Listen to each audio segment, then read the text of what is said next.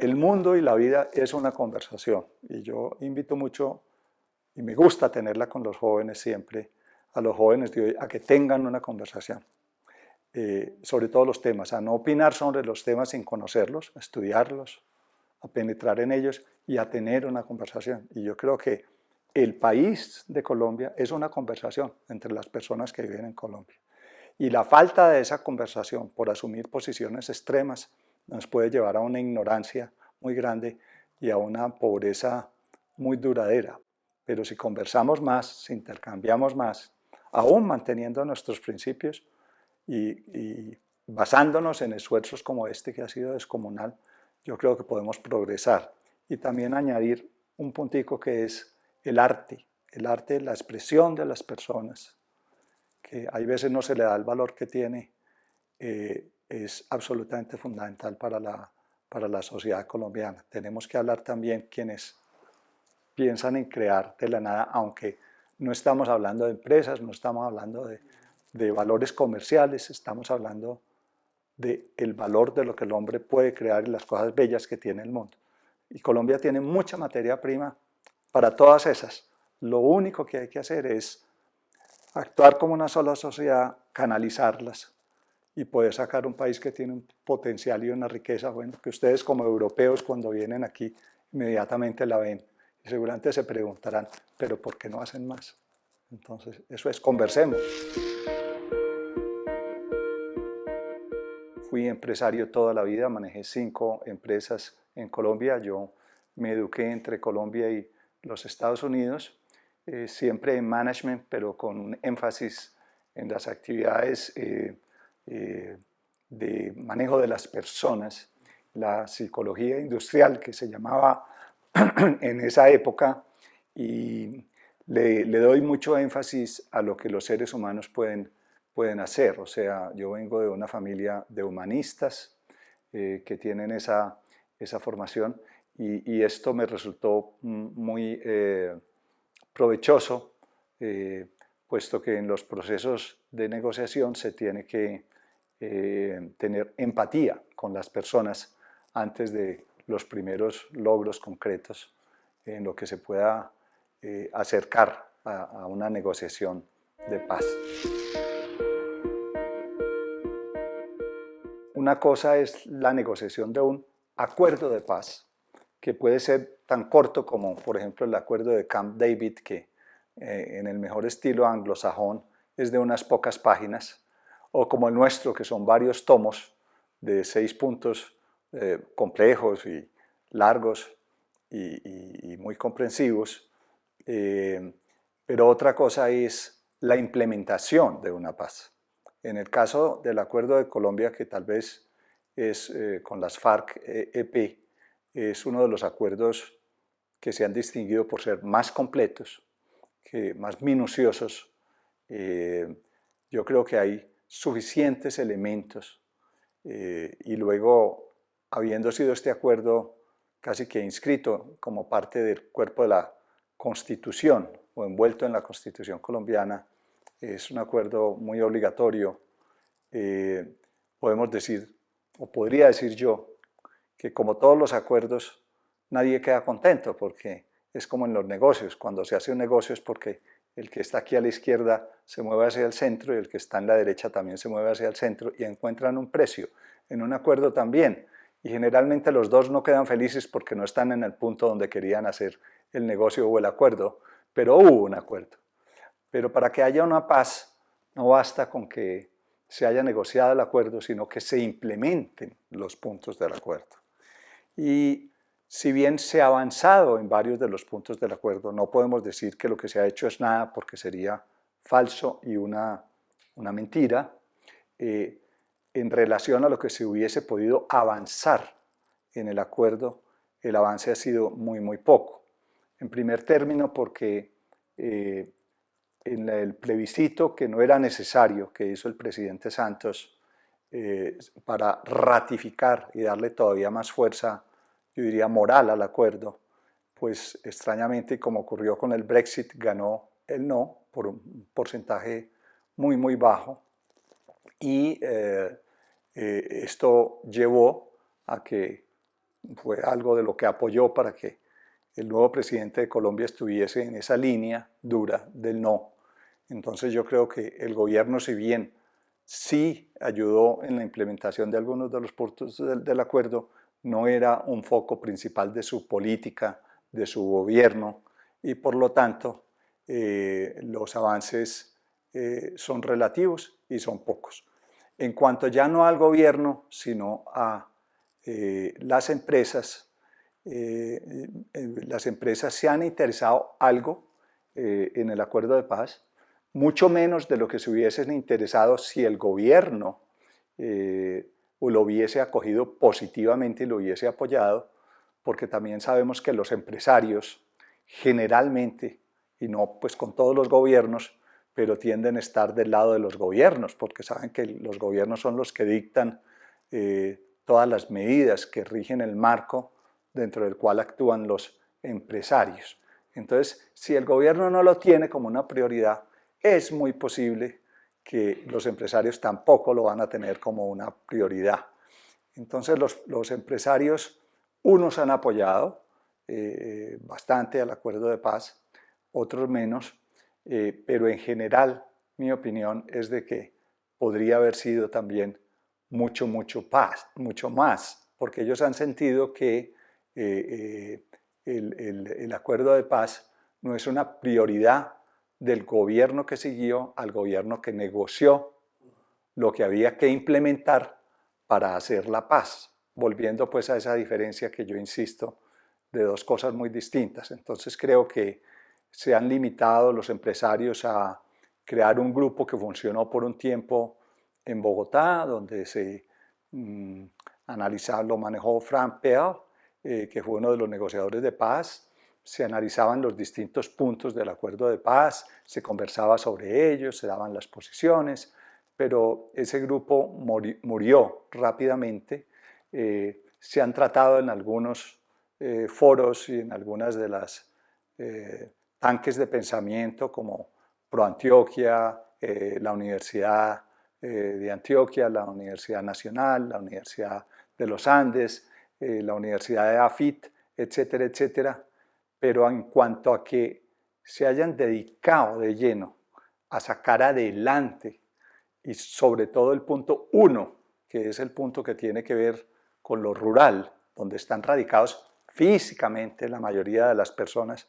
que son firmantes o que son beneficiarios del acuerdo de paz, ha sido poco. Ahí las empresas pueden hacer mucho más. ¿Dónde pueden hacer mucho más? Pueden hacer en la parte educativa para que los excombatientes entiendan bajo el modelo que ellos quieren de organización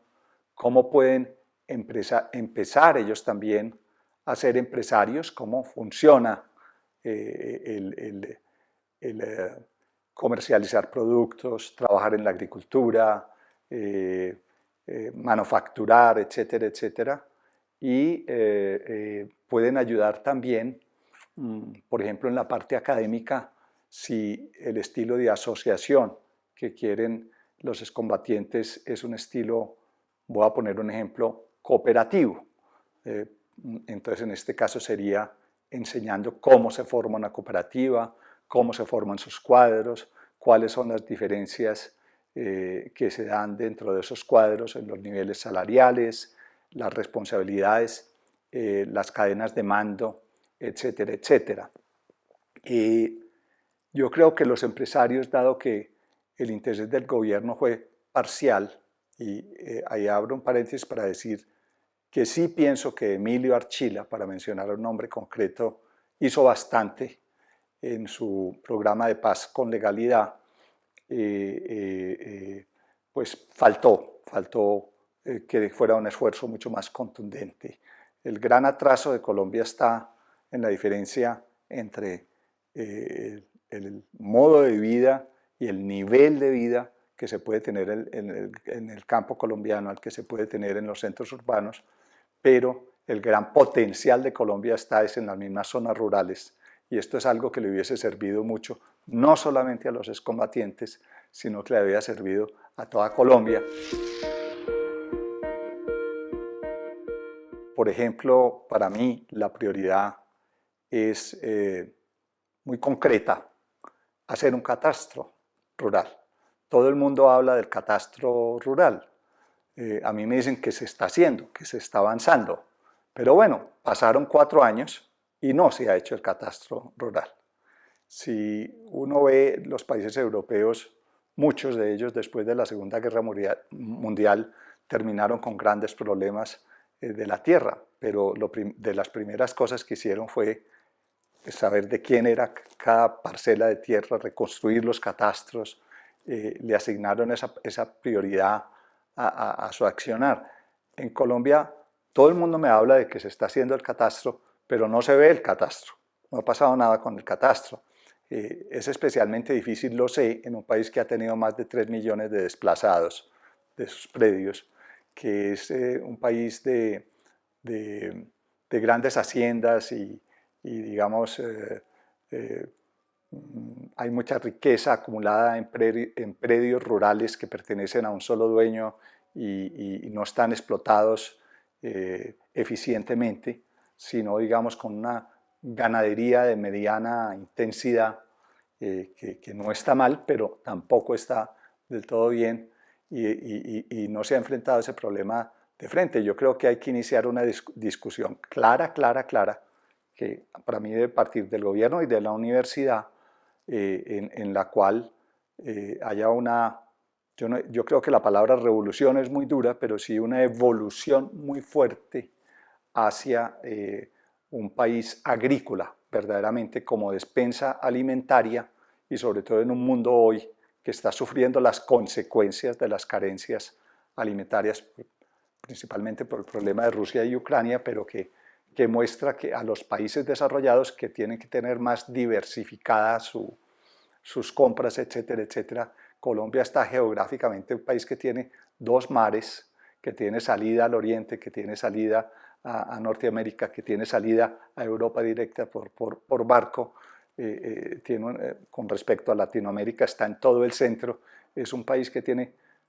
inmensas posibilidades, pero la propiedad de la tierra necesita una modificación.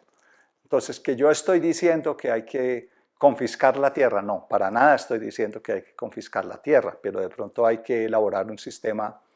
tributario, etcétera, un sistema de incentivos que incentive las tierras productivas, y hay que organizar un programa social que permita a millones de familias desplazadas volver a esas tierras, y hay que desarrollar un programa educativo que permita a quienes van a vivir y trabajar en esas tierras aprender a trabajar y cómo se debe trabajar. El trabajo de los empresarios estaría más, yo diría, en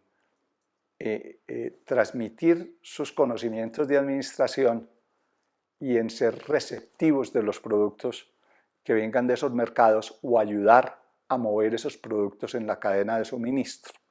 Por ejemplo, la compañía en que yo trabajé ha hecho algo en ese sentido, y yo me he preocupado de que así sea,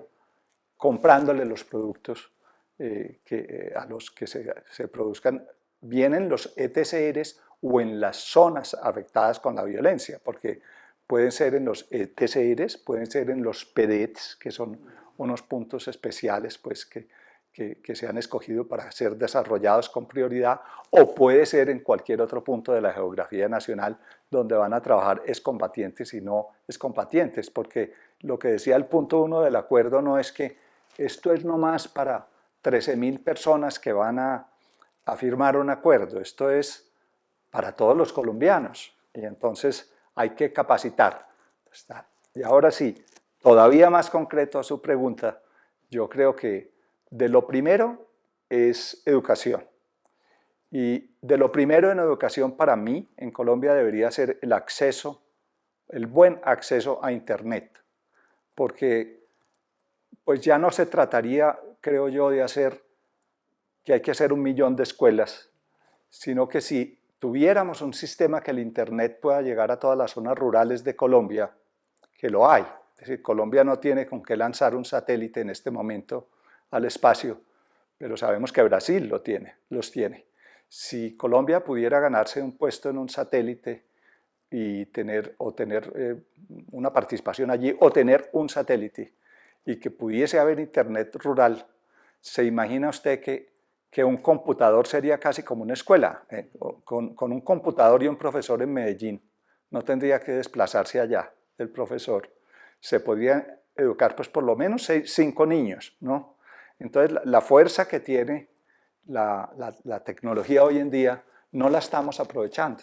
porque es que ni siquiera hemos llegado al punto en que haya señal de Internet,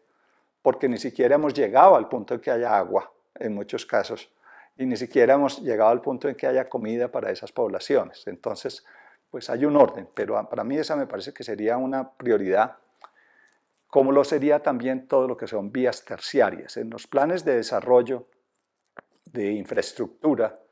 está muy bien, y creo que el gobierno de Santos fue muy bueno en eso, desarrollar los grandes ejes, y Antioquia fue especialmente favorecida, mi departamento, con todas las obras que se están haciendo de 4G, etcétera, para llegar a esas áreas. Pero una vez llega uno a esas áreas, ¿cómo entra a las veredas y cómo entra a todas esas pequeñas poblaciones, como por ejemplo puede ser Dabeiba, para que sea factible si uno se devuelve después con algo que se produzca allá, y ese algo pueda llegar a precios que sean lógicos y comerciales en un mercado? Entonces, si a mí viene una persona de Dabeiba y me dice o un grupo, por ejemplo, de excombatientes, que van a montar una fábrica de confecciones allá, y para llegar allá hay que tener 7 horas de automóvil, y hay que pasar un puentecito en un río que cuando hay lluvias se crece el río y no hay puente, no ve uno el puente, y yo me imagino esos bienes producidos allá. Vamos a suponer que se están haciendo jeans y tienen que llegar al mercado de Medellín para ser distribuidos ahí nacionalmente. Yo casi con seguridad de entrada les digo, no, ese proyecto no sirve. Ellos pueden tener su sueño de hacerlo, pero no sirve porque la logística no da, no se puede. Entonces, los empresarios trabajamos es al revés. Hay que llegar con un producto aquí a tal precio, y de ahí se descomponen los pasos para llegar hasta la manufactura, la producción o la siembra, y que el producto pueda llegar a esos precios a los mercados. No se trabaja de un sueño y yo salgo a manufacturar cualquier cosa y después creer que se va a vender. Y yo creo que esa lógica de trabajar a la inversa es la que hay que enseñarle no solamente a los excombatientes, sino a quienes trabajan en el campo colombiano. Yo la percibo muy regular. Si bien ellos, los excombatientes, se han mantenido en su principio de que es una paz duradera,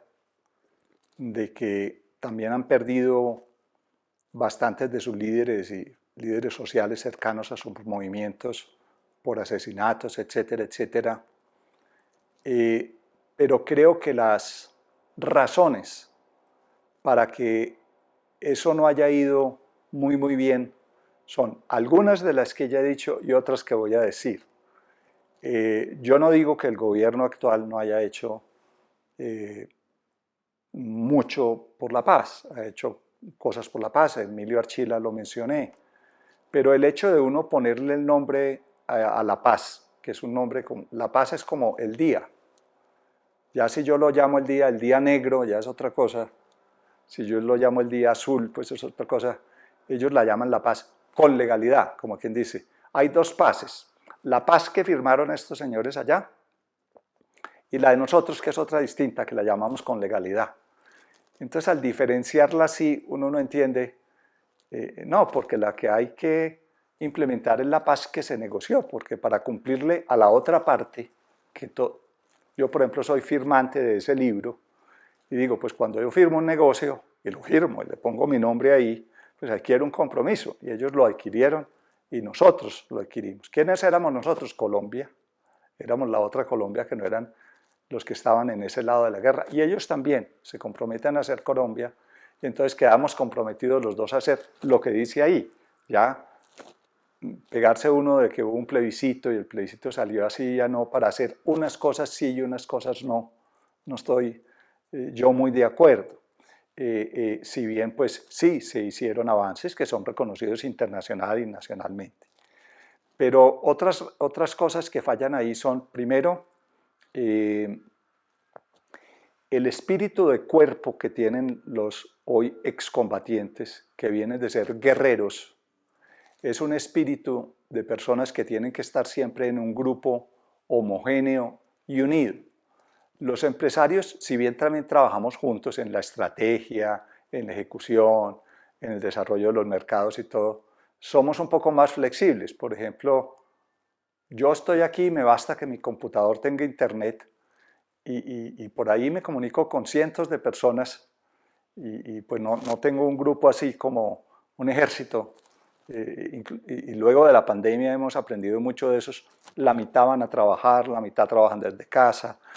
hay mucha más flexibilidad en eso mientras los propósitos se logren. No, la ex-FARC le gusta ver su gente, verlos casi físicamente, que están ahí, que están recogidos, que están en ese espíritu de cuerpo y yo creo que eso es uno de los,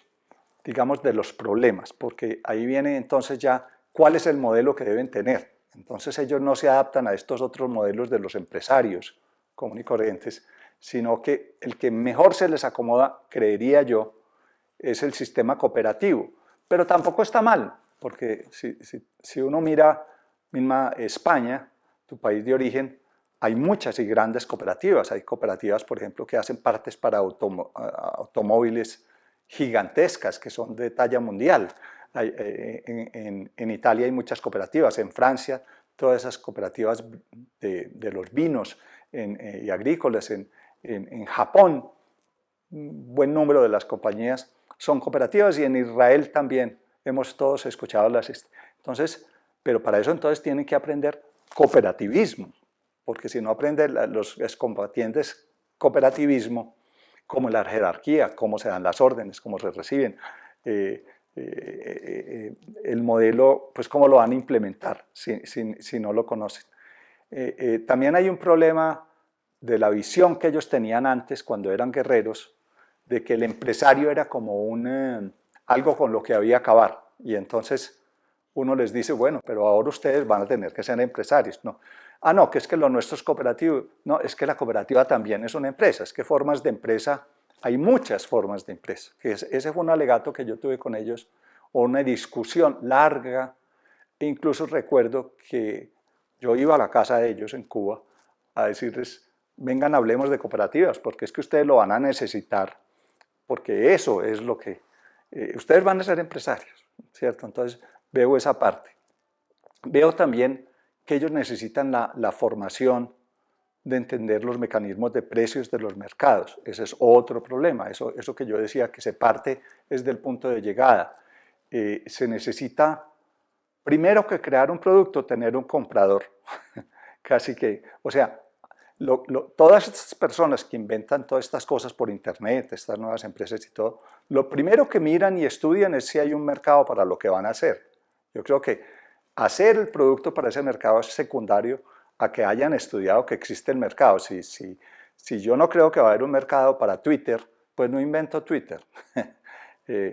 Pero primero tengo que estar muy seguro de que, o para Facebook, o para cualquier cosa, o para un banco de monedas, de criptomonedas, o lo que sea. Entonces, ellos no están muy enseñados a eso. Otro problema grave que hay es que el acuerdo de paz señalaba un tiempo por el cual se le iban a dar unos subsidios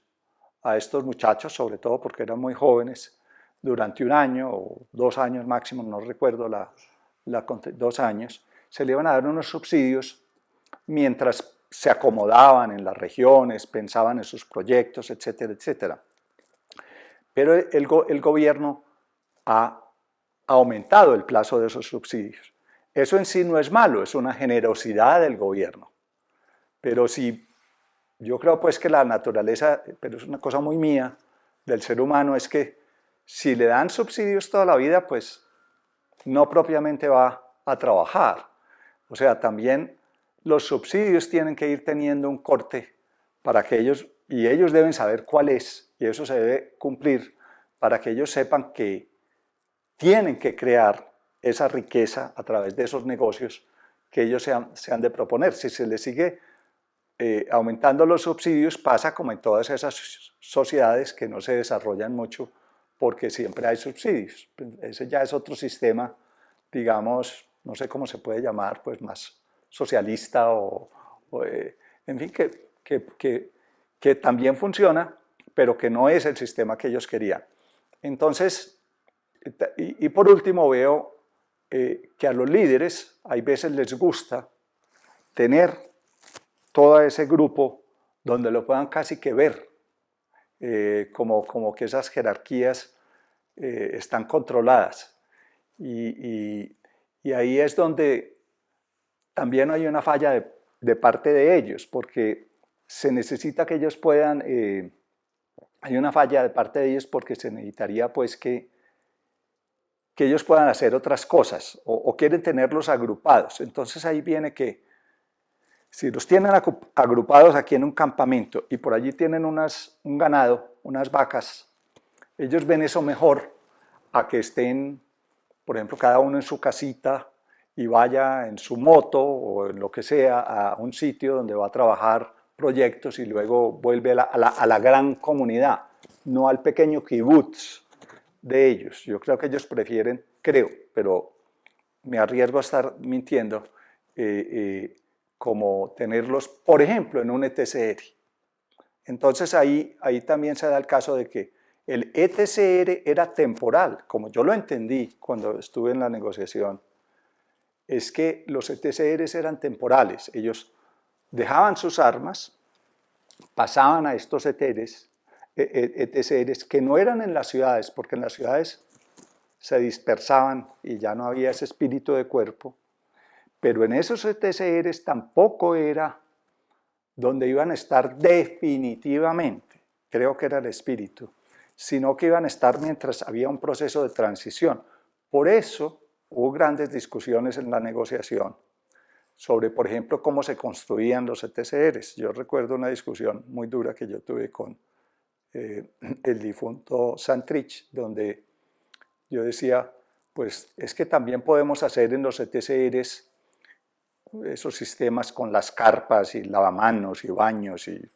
como ve uno esas carpas americanas en esos países de Oriente donde desafortunadamente se han dado guerras que son resistentes y duran 2 años perfectamente y tienen de todo, pero no casas pues de tapia y madera y ya de cemento definitivas como quien va a construir un pueblo, porque es que ellos de ahí iban era para esas otras. Pero todavía estamos con los ETCRs que se fueron volviendo permanente porque yo creo que ellos se sienten más protegidos. También puede ser una sensación de inseguridad en los ETCRs. Ambas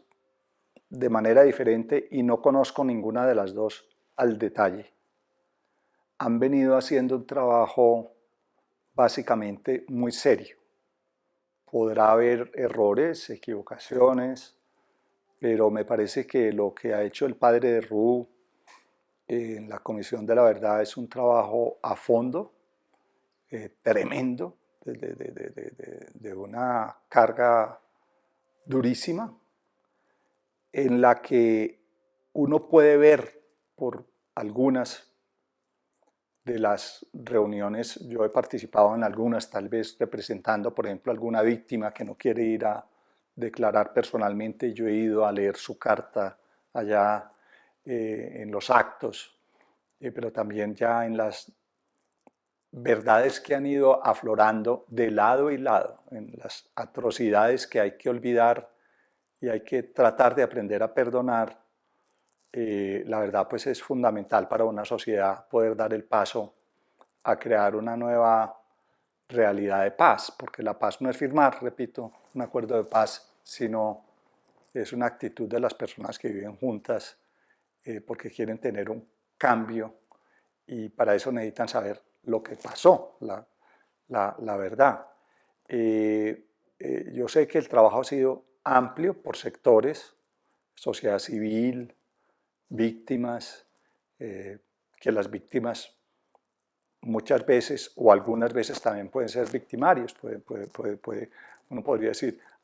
los empresarios son víctimas o son victimarios. Uno podría decirle, en el ejército también hay víctimas, me parece que ahí se queja la sociedad de que se debe hablar más sobre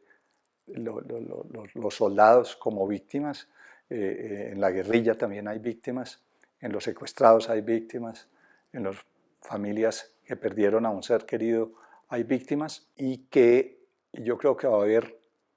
es imposible que no haya reacciones, unas de que eso trajo un avance muy grande, de que trajo un avance, que fue un paso adelante, que el país empezó a tener su verdad. Pues si todavía de la Segunda Guerra Mundial estamos viendo actos de verdad o de perdón, o sea, aquí yo miro para hacer alusión a algo que tiene que ver con su país, por ejemplo, España, cantidad de colombianos que han recibido el pasaporte español porque por algún lado pueden probar que tienen algún pariente relacionado con los judíos sefardíes que fueron expulsados o que tuvieron que salir de España. Ese es un acto de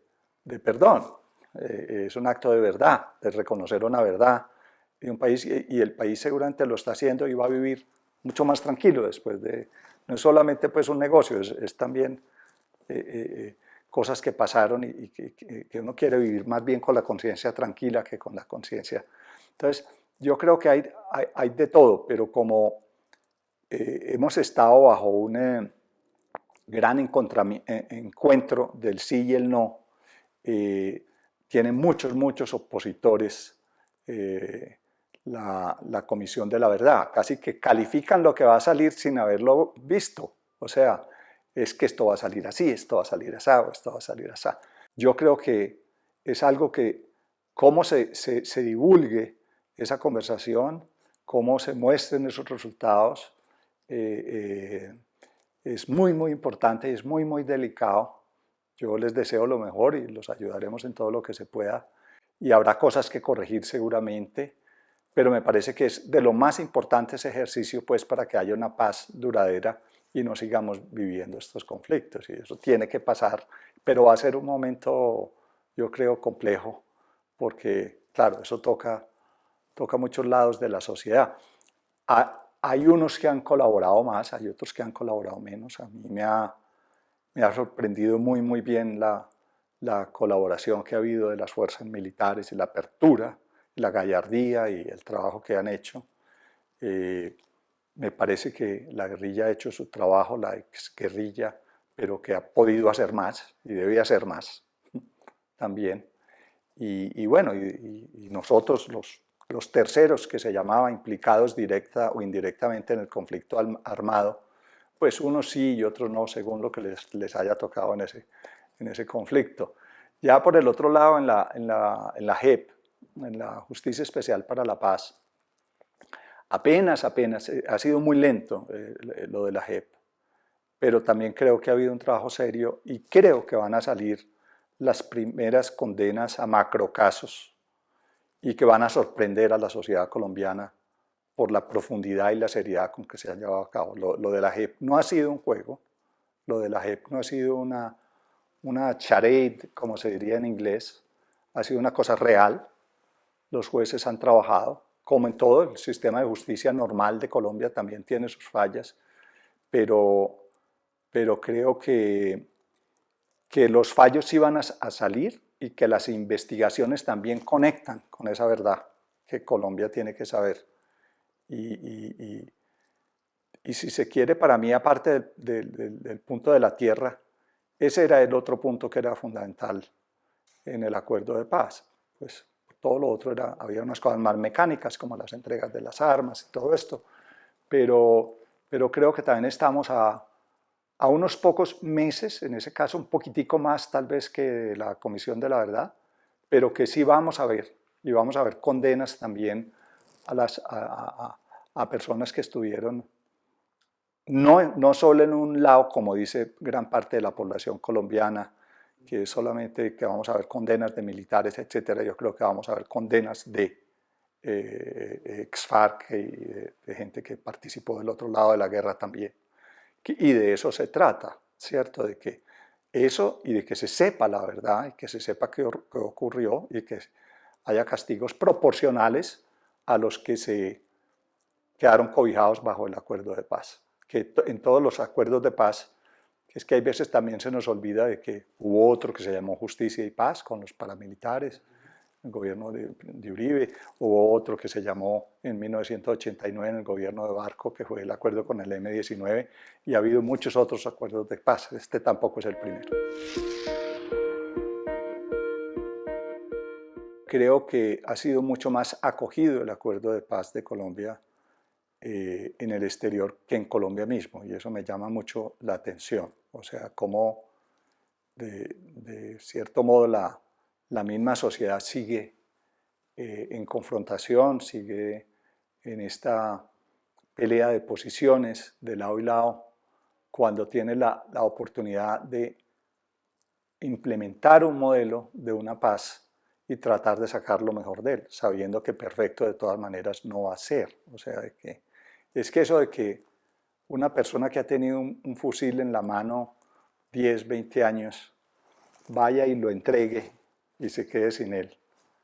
a cambio de entrar a compartir unas ideas y un modelo de